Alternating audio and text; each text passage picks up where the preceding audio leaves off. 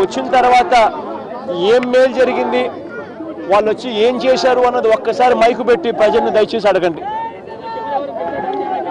ఇల్లు ఏదైతే డ్యామేజ్ అయ్యాయో కనీసం చూసే నాతుడు లేడు.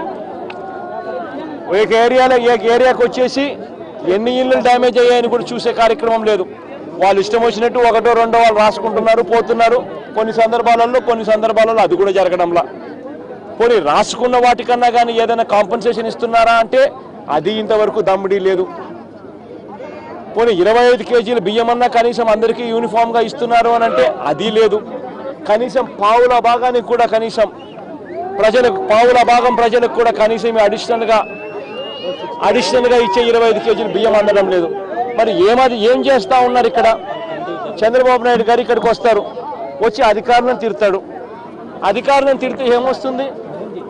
ఆయన ఇవ్వాల్సిన డబ్బులు, ఆయన ఇవ్వాల్సిన బియ్యం, ఆయన ఇవ్వాల్సిన వనరులు అన్నీ ఇచ్చి ఆ తర్వాత అధికారులను ఏదైనా అంటే బాగుంటుంది. కానీ ఆయన మీద ఎక్కడ ప్రజలు తిడతారేమో అని చెప్పి తిట్టక మునిపే ఆయనంతగా ఆయనే అధికారులను తిడతాడు. అధికారులు ఏం చేయగలుగుతారు?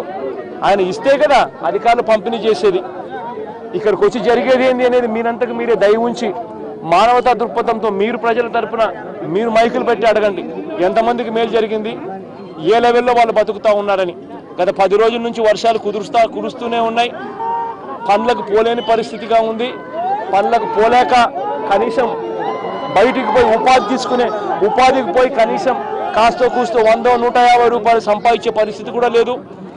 ఇప్పటికే 10 రోజులు అయిపోయింది. ఇంకా కనీసం ఈ పరిస్థితి మెరుగు కావాలంటే ఇంకొక 10 రోజులు పడుతుంది. ఎక్కడి నుంచి వాళ్ళు బతుకుతారు? కనీసం అంటే ప్రతి కుటుంబానికి పనులకు పోలేని పరిస్థితిలో ఉన్నారు. కాబట్టి కనీసం ప్రతి కుటుంబానికి మీరు 3-4 వేల రూపాయల డబ్బులు, 25 కేజీల బియ్యము, మళ్ళీ మిగతా వస్తువులు అన్ని కలిపి కట్టుగా ఒకటేసారి ఇస్తాముగా ప్రతి ఒక్కరికి కూడా వచ్చేటట్టుగా ఆ 25 కేజీల బియ్యము, ఆ కేజీ కందిపప్పు, ఆ చక్కెర వగైరా కూడా ఇస్తేనే కనీసం బతకగలుగుతారు. అవేవి ఇవ్వకుండా ఊరికే వచ్చి అధికారులను తిట్టడం అన్నది నిజంగా అది మానవత్వం చేసే మనిషి పని కూడా కాదు. అది నిజంగా జరుగుతూ ఉన్నది. ఒకసారి మీరే మైకులు పెట్టండి, నాతో పాటు మీరు కూడా ఫాలో అవుతూ ఉన్నారు. ప్రతి గ్రామంలోనూ ఆపుతూ ఉన్నాం. ప్రతి గ్రామంలో వాళ్ళంతా ప్రజలు తండోపతండోలుగా వచ్చి మాకు ఏమీ జరగడం లేదన్నా, ఏమీ బతకడమే కష్టంగా ఉందన్నా అని చెప్పి చెప్తా ఉన్న పరిస్థితులు వాళ్ళు చెప్తా ఉంటే మీరంతా కూడా విన్నారు. కనీసం ఇదైనా హైలైట్ చేయండి. మీ ద్వారా అన్న చంద్రబాబు నాయుడు గారికి కాస్తో కూస్తో జ్ఞానోదయం అవుతుందేమో అని కాస్తో కూస్తో ఆశిద్దాం.